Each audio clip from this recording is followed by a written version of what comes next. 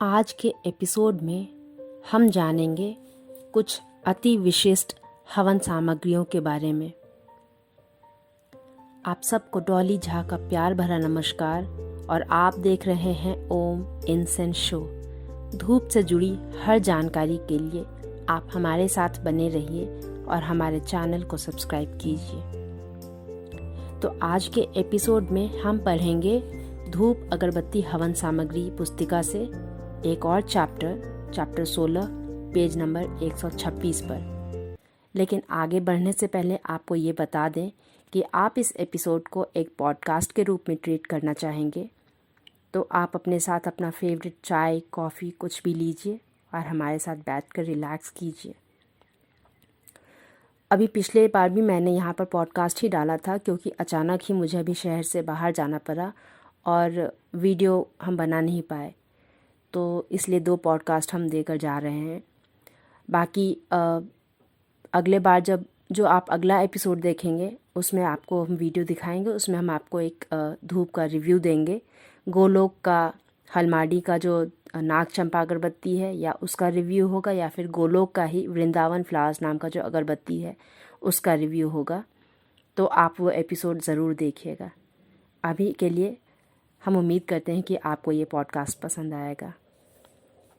तो यहाँ पर इस चैप्टर में ये बताते हैं परंपरा प्रेमी संपन्न व्यक्तियों की पहली पसंद अति विशिष्ट हवन सामग्रियाँ। जिस समय संसार के अधिकांश भागों में आदि मानव जंगलों में पशुवत जीवन बिता रहे थे, हमारी पुण्य भूमि भारत में वैदिक मंत्रों के साथ यज्ञ और हवन होते थे।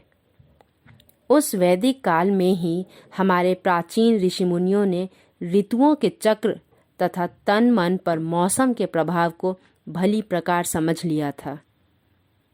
यही कारण है कि वे गर्मियों, सर्दियों और बरसात के मौसम में पूरी तरह अलग अलग हवन सामग्रियों का प्रयोग करके हवन करते थे। गर्मियों में शीतलता प्रदायक खस की सीकों से निर्मित हवन सामग्री की आहुतियाँ दी जाती थी। सर्दियों में मेवा मिश्रित गरम मसाले के आधार रचकों से युक्त हवन सामग्री जलाई जाती थी, तो वर्षा ऋतु में देवदार के बुरादे तथा नीम के पत्ते मिश्रित हवन सामग्री से आहुतियाँ दी जाती थी। यही नहीं, जिन अदृश्य जीवाणुओं और कीटाणुओं के बारे में विज्ञान मात्र 150-200 वर्ष पूर्व जान पाया है, उनका ज्ञान ही नहीं बल्कि उनके विनाश के उपायों का हमारी वैदिक ऋषियों को पता था। यही नहीं, विभिन्न बीमारियों के लिए भी उन्होंने ऐसे मिश्रण तैयार कर लिए थे जिनकी अत्यंत अल्प मात्रा में धूनी देने पर ही रोगी को राहत मिल जाती थी। प्राचीन शास्त्रों से संग्रहित कुछ ऐसे ही फॉर्मूले उनके मूल रूप में यहाँ दिए जा रहे हैं। इन फॉर्मूलों में दी गई वस्तुओं का सही मात्राओं में प्रयोग करने पर तो ये सर्वश्रेष्ठ क्वालिटी की पूर्ण गुणवत्ता युक्त सामग्रियाँ तैयार होंगी, परंतु काफ़ी महंगी भी पड़ेंगी। इसके विपरीत कृत्रिम सुगंध मिश्रणों की मिलावट इनकी लागत तो घटा देगी, परंतु गुणवत्ता में कुछ न कुछ कमी भी अवश्य ही आ जाएगी। पहला है वर्षा ऋतु में विशिष्ट ताजगी प्रदायक हवन सामग्री। कीट पतंगों के प्रबल प्रकोप, जीवाणुओं की अधिकता और वायुमंडल में अत्यधिक नमी के साथ ही अरुचिकर गंधों की प्रबलता कुछ ऐसी समस्याएं हैं जिनका सटीक समाधान विज्ञान आज तक नहीं खोज पाया है।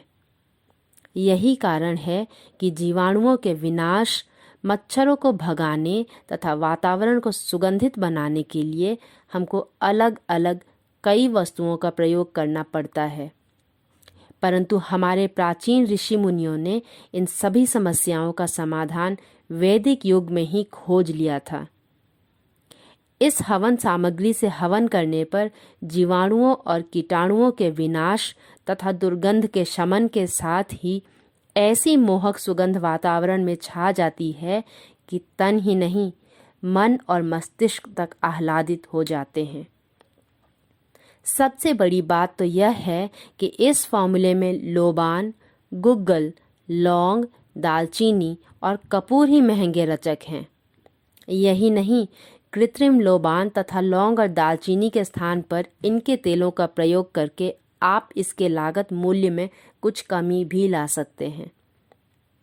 शुद्ध रचकों पर आधारित फॉर्मूला इस प्रकार है: धूप तथा अगर लकड़ियों का चूरा प्रत्येक 2 किलोग्राम, चंदन तथा देवदार का बुरादा प्रत्येक 2 किलोग्राम, नीम के सूखे पत्ते तथा गुग्गल प्रत्येक 1.5 किलोग्राम, नारियल का बुरादा तथा ताल मखाना प्रत्येक 1.25 किलोग्राम, बांस के पत्ते, राल तथा छुहारे प्रत्येक 800 ग्राम, तुलसी की मंजरियाँ तथा लोबान प्रत्येक आधा किलोग्राम, सुगंध बाला एवं कपूर कचरी प्रत्येक 400 ग्राम, लौंग, दालचीनी व तेज पत्ते प्रत्येक 150 ग्राम, जायफल और कपूर प्रत्येक 50 ग्राम।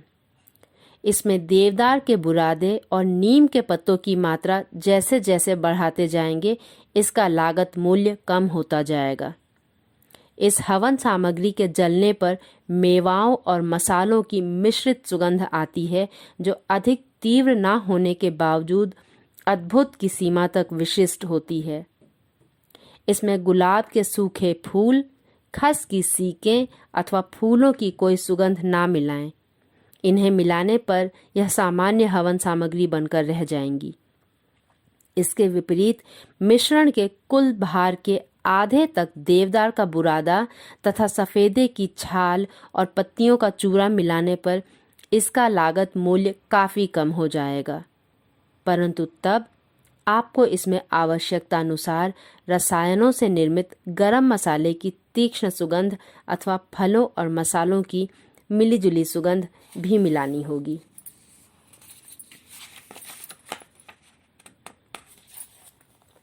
सर्दियों के मौसम हेतु उष्णता प्रदायक हवन सामग्री। सर्दियों में फूलों की सुगंधें अधिक अच्छी नहीं लगती। यही कारण है कि टाल्कम पाउडरों, सेंटों, इत्रों आदि की मांग नगण्य ही रह जाती है। अगरबत्तियों के स्थान पर भी अधिकांश व्यक्ति धूप जलाने लगते हैं। जब काफ़ी सर्दी पड़ रही होती है तब आग तापना तो अच्छा लगता ही है, मेवाओं और मसालों की सुगंध भी विशेष रूप से गर्माहट का आभास देती है। यही कारण है कि गरम मसाले में मिलाए जाने वाले सभी मसाले, सरसों नामक तिलहन और कुछ मेवाएं मिलाकर शीत ऋतु के लिए अति विशिष्ट हवन सामग्री आप इस फॉर्मूले से भी तैयार कर सकते हैं। पीली सरसों तथा काली सरसों प्रत्येक 2.5 किलोग्राम, कपूर कचरी तथा अखरोट की गिरी प्रत्येक 2 किलोग्राम, अगर लकड़ी और चंदन का बुरादा प्रत्येक 1.5 किलोग्राम, गुग्गल, तेज पत्ते तथा धूप की लकड़ी प्रत्येक 1 किलोग्राम, इंद्रजौ, जायफल तथा दालचीनी प्रत्येक 250 ग्राम, जावित्री, लौंग तथा कपूर प्रत्येक 125 ग्राम। काली सरसों को लाहा भी कहा जाता है और इन दोनों सरसों के अनुपात में आप कितना भी अंतर कर सकते हैं। अखरोटों की गणना मेवाओं के अंतर्गत होती है, परंतु अधिक महंगे नहीं। इंद्रजौ अत्यंत तीक्ष्ण सुगंध प्रदान करते हैं, जबकि जावित्री की सुगंध अत्यंत मंद होती है।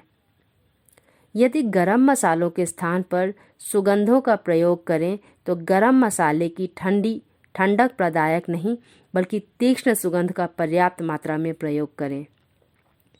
जहाँ तक भर्ती के पदार्थों का प्रश्न है, आप देवदार के बुरादे, सफ़ेदे की छाल व पत्ते, मूंगफली और अखरोट के छिलके, मूंगफली की खल अथवा दानों का चूरा मिला सकते हैं, परंतु चंदन का बुरादा और खस की सीकें ना मिलाएं। शायद यह कहने की तो आवश्यकता ही नहीं कि आप इन रचकों के अनुपात के अनुसार इंद्रजौ और गरम मसाले तथा लौंग की सुगंधें तो मिला ही लेंगे। तीसरा है गर्मियों के लिए शीतलता आभासक हवन सामग्री। पहले जब कूलर और एयर कंडीशनर नहीं थे, गर्मियों में शीतलता के लिए खस की सीकों से बनी टटियाओं और चीकों का प्रयोग किया जाता था। खस की सुगंध सर्वाधिक शीतलता का आभास प्रदान करती है। खस की सीकें अधिक महंगी नहीं हैं, अतः आप इन सीकों का ही प्रयोग करें। इतनी मुलायम होती हैं ये सीकें कि ओखली में चंद चोटें मारने पर ही चूरा हो जाती हैं। खस और चंदन की सुगंध की प्रधानता वाली इस हवन सामग्री का एक संतुलित फॉर्मूला यह भी है।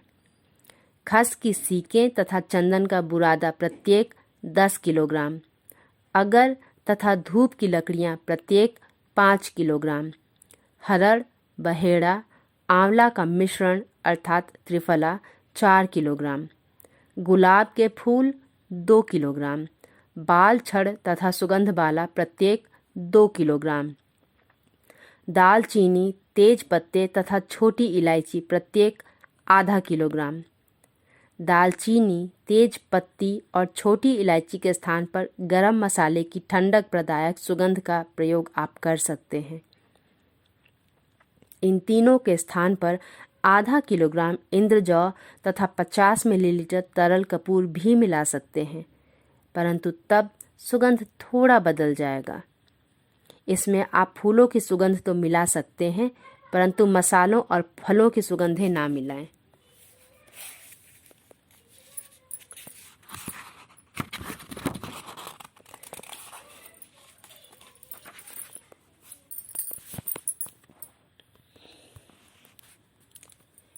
तो ये था हमारा आज का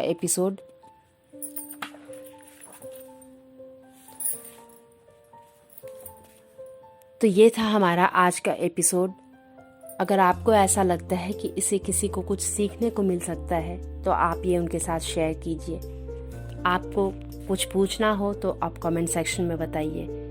इस किताब का लिंक हम आपको डिस्क्रिप्शन बॉक्स में दे देंगे, तो आप वहाँ से देख लीजिए। बाकी ये था हमारा आज का एपिसोड। अब जब तक हम अगली बार मिलें, तब तक अपना और अपने प्रियजन का खास ख्याल रखिए। नमस्ते।